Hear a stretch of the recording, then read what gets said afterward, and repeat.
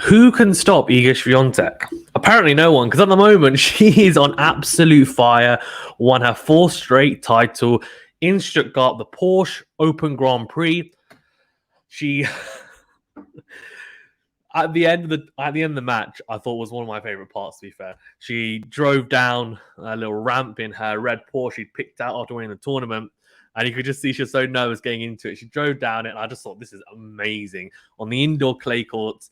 I mean, it's one of a kind, right? So really unbelievable to see that. To be perfectly honest with you, but yeah, I think to be perfectly honest with you, Sabalenka for one was really good throughout the whole week. It was great to see her back. I think it was just one step too far in her, I guess, renewed confidence to play against the world number one in Swiatek, who has just been brimming with confidence and win. And I think that's what showed.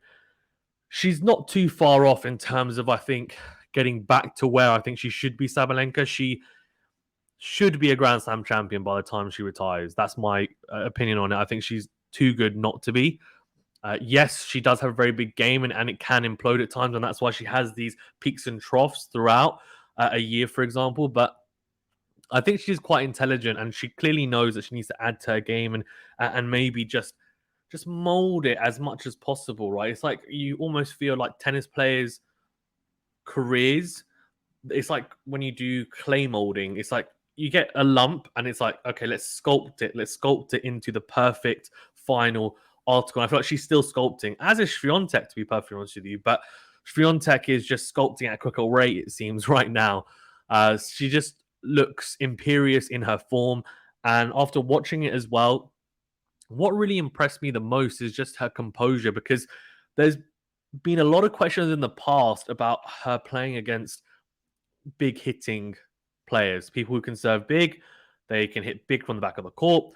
And she wasn't always able to, I think, soak up that pressure and handle it in the best way. She, in the past, has struggled actually with it.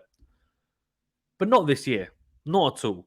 I mean, she's managed to play really well on the hard courts, adapt her game perfectly onto that, which isn't her most natural surface. Then, of course, on the clay, I mean, she's so natural on clay, of course, winning Roland Garros when she was just a teen. She's still so young now. It's just incredible to see. She had a really good match against Samsonova in the semi-finals, and I thought she came up clutch in that, and she just had the mental edge. I think Samsonova played some really inspired tennis, but Swiatek is just in this mindset and headspace at the moment that I can't lose. I'm just too good to lose. I am the best. I'm confident I can win every single match, and that's exactly what she's doing. And it's great to see someone so confident. She has basically occupied that gaping hole that Ash Barty left when she retired not too long ago. And Swiatek said, hold on, there's a spot here, right? I'm number 2. I'm now being elevated to number 1, but I'm going to show and prove to everyone that I am number 1. I am number 1. It's not just because Ash Barty retired, but no, I am the best. I'm the best on tour. Here we go. Here are my results. 4 straight titles. Doha, Indian Wells, Miami, Stuttgart. 3 Masters 1000 titles, 1 WTA 500. She is the clear favorite for the Roland Garros as it stands. And I haven't done the French Open power rankings for the women's, but I think I should actually, to be perfectly honest with you, because I've done it for the men's. I think it's quite unfair actually. I haven't done it for the women, so I don't know why I haven't done it. So I think I'll do that as well, probably tomorrow. Look, I mean,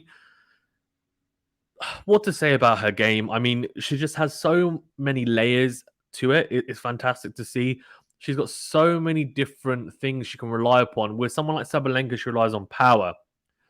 With others, it's all about how long they can stay in the rally, what their shot tolerance is like. With others, the serve, others returning. She has a bit of everything, to be perfectly honest with you. I think the serve was something that needs to improve on a little bit. I think she has bulked it up. In saying that, though, and someone did comment on the preview the other day, and they made a really good point on the Swiatek Raducanu preview, and we can't sleep on it, is how good is her kick serve. Now, she's one of the only one of the only women on tour to be able to hit an effective kick serve for one.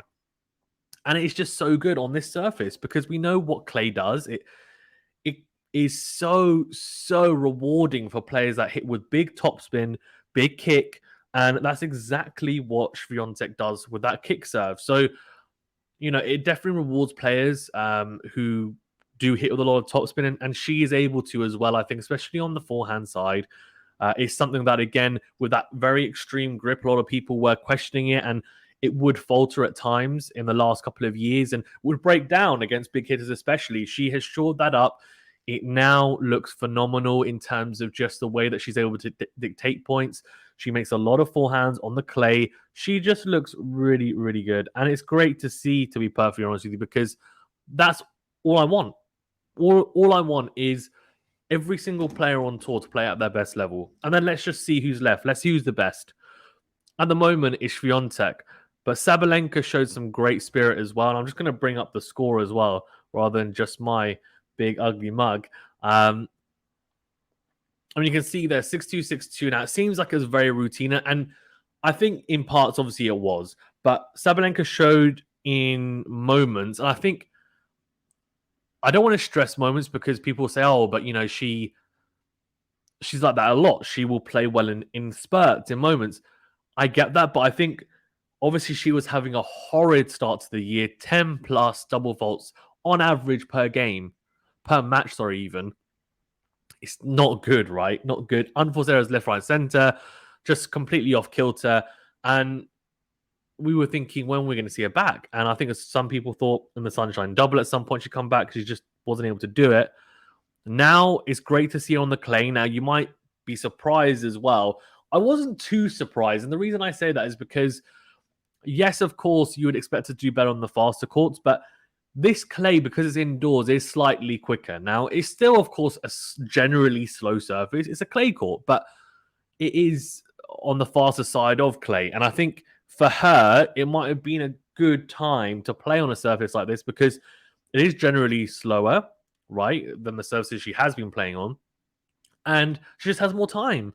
And with someone who likes to unwind on the ground strokes and kind of hit through it, she just would have been given that extra second. Yes, it means that she's not as effective against some of the opponents at times, but I think for her, she just needed to get a good feel and rhythm, and I felt like she got that this week, which was great to see. But the match as a whole, I just think Swiatek handled the power really nicely, which is good to see. For Sabalenka, only 6 double faults, I think it was, so that's not poor from her standards. I mean, 6 is about right. The only thing I would say, though, is that she didn't hit any aces. Now, I think if you hit double faults, the ace count needs to be the same at least.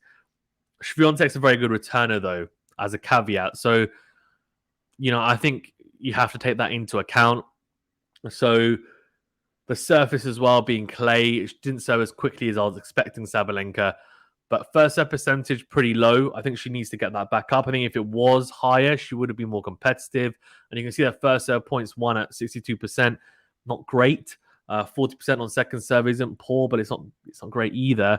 And then you can see here, first serve points won for Swiatek at 78%, making 67% of first serves in. Second serve points won 44%. Break points saved, only had to save 2.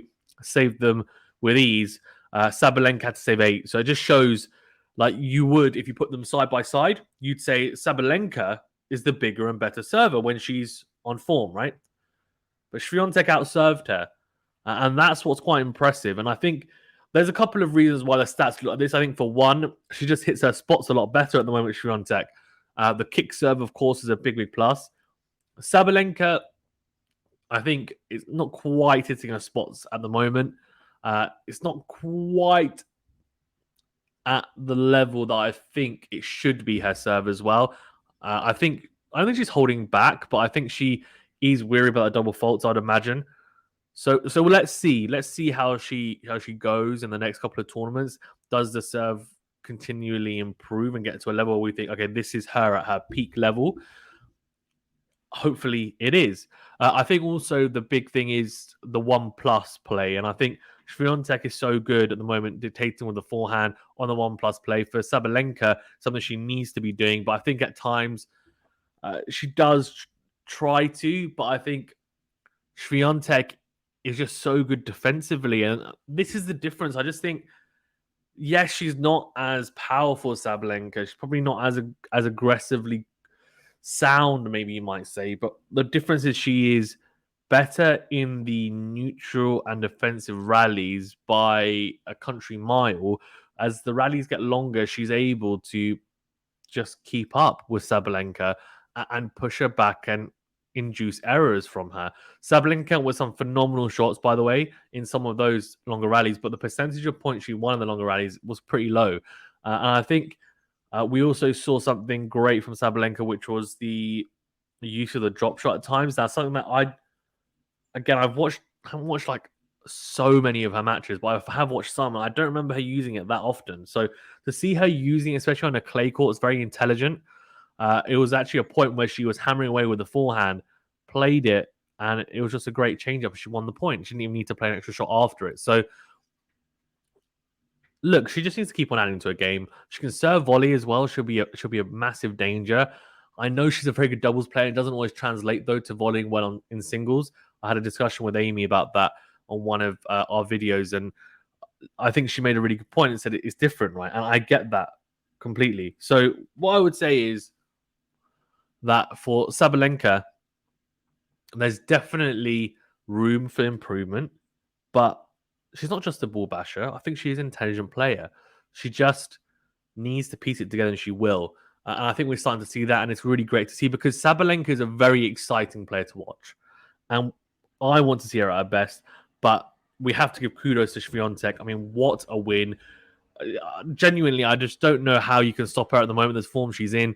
And it's so funny because after she won in Indian Wells, I said, surely she can't do the Sunshine Double. She did that, and she's gone even further. She's on a 23-match unbeaten streak. 23 matches. Unbelievable. Absolutely unbelievable. Phenomenal stuff from Iga Swiatek.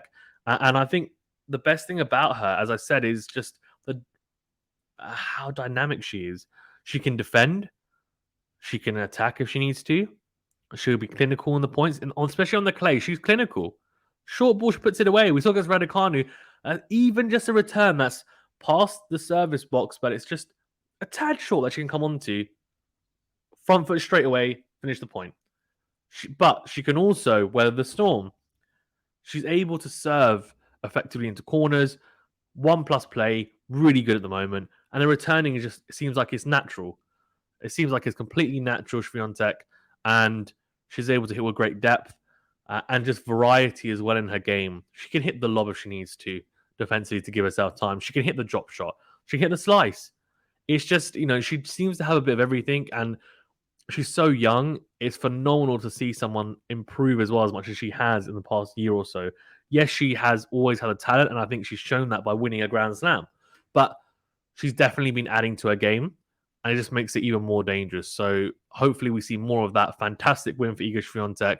Let's see how she goes in the next tournaments. And Sabalenka, good to see her back. But a routine win in the end, 6-2, 6-2. And not as exciting as maybe some people would have thought, but Swiatek gets it done. And Yazda Iga is all I'm going to say. Cool. Thanks very much, guys. Stay safe and well, and I'll see you on the next video. Also, do remember to like the video and subscribe to the channel if you haven't done so already. We are also on all podcast platforms. Do check us out there as well. Thanks very much, guys.